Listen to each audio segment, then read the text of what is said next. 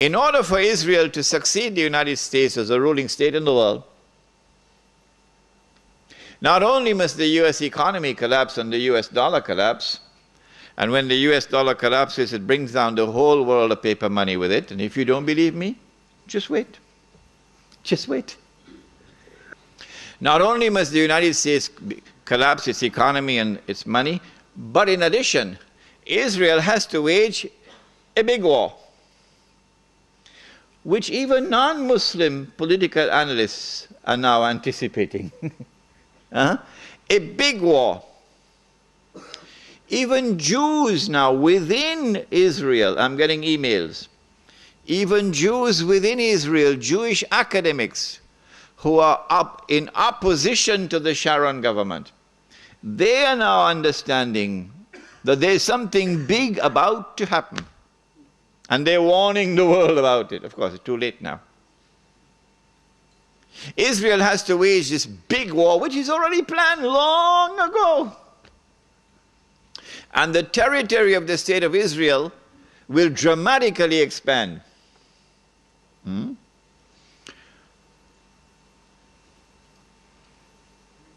the Palestinian problem will be solved because they'll be exported out.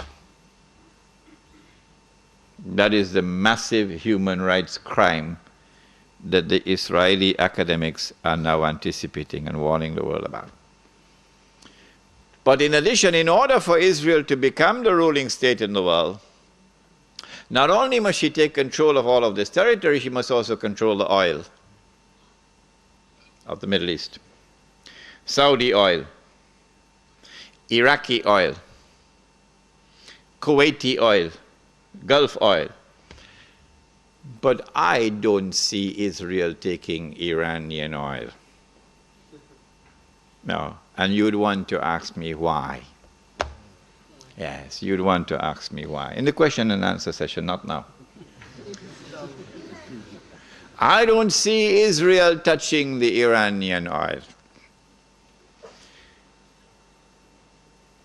Now that's going to be a very, very important event in world affairs.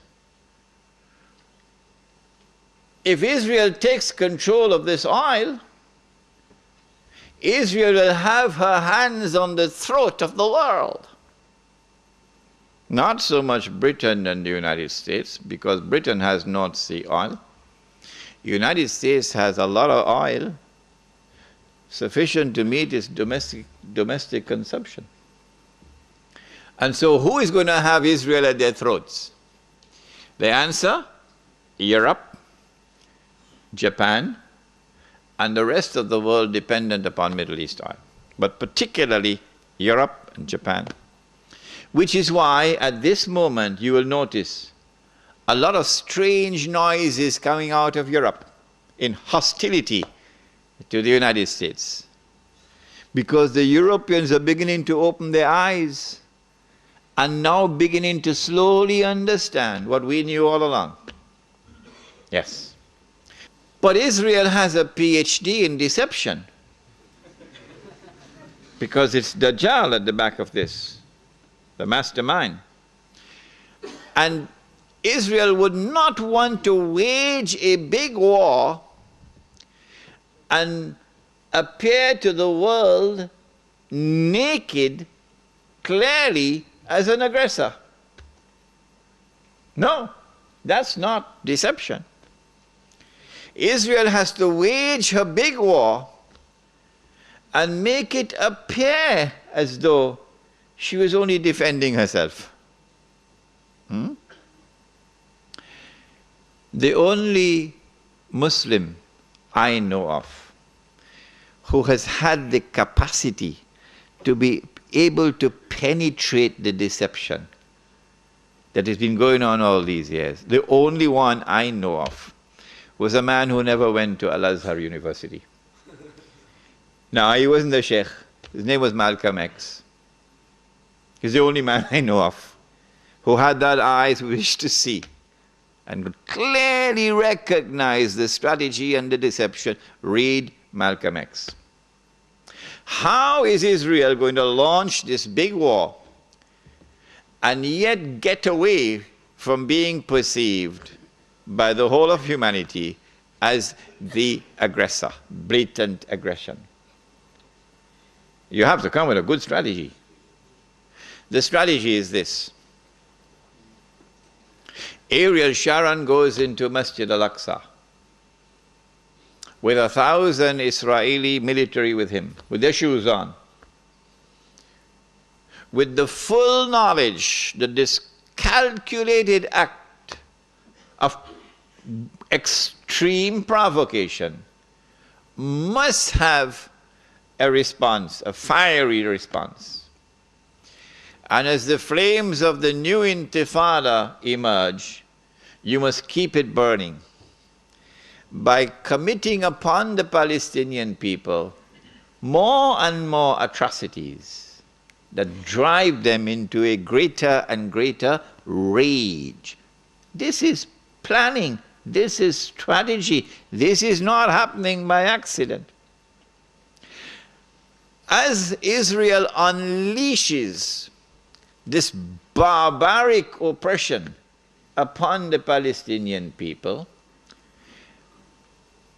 you must have a television station which you plant amongst them, which will cover this, that your Egyptian television would not cover, and your Jordanian government would not allow on Jordanian television, so you create something called Al Jazeera. And the Arab masses believe Al Jazeera is their station. This is the only place in the world we can get authentic information, Al Jazeera. So Al Jazeera is now used to portray all the atrocities. And so around the Arab world, the masses only have to tune into Al Jazeera and they know what's happening. And so the Arab masses become more and more angry, more and more enraged. And guess who begins to tremble now? The governments which are pro-American. The governments which have entered into peace treaties with Israel. These are the ones who are now trembling because their people are becoming more and more enraged. Israel has to judge the temperature on the ground in the Arab world. And because Israel has a strategic military alliance with the United States of America, it is when Israel judges the temperature to be hot enough, only then will Israel give the go-ahead to the United States to attack Iraq. Only then. And you have to inform the whole world in advance that you're going to attack Iraq. So the masses must be expecting it. Why? So that when the United States attacks Iraq, you would have the kind of spontaneous outburst from the Arab masses that you want. That they will take to the streets in massive demonstrations. The kind which brought down Zulfikar Ali Bhutto in Pakistan. They tested this formula. They tested this formula because they were actively involved in all that drama in Iran. Oh yes. Without in any way being uncharitable or lessening in any way my appreciation and my respect and the honor which I have for those who led the Iranian Revolution. I have to admit that in addition to their sincere efforts and their struggle against the oppression of the Shah, that there were also others that worked to help them without their even knowing it. So they have finessed this methodology of how to bring the masses out onto the streets. And this is what is about to occur. as the masses go out onto the streets, the ones who are going to be targeted are the pro-American regimes in the Arab world. The objective? To get one or more of these regimes to fall through massive demonstrations, anti-American and anti-Israeli demonstrations. Which one is likely to fall first? Let me stop. Come on. Huh?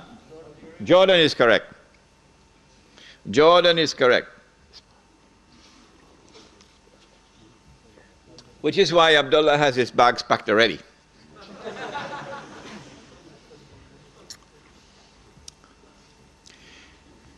The reason why Jordan is the first to fall, likely to fall, is because more than half of the population of Jordan is Palestinian.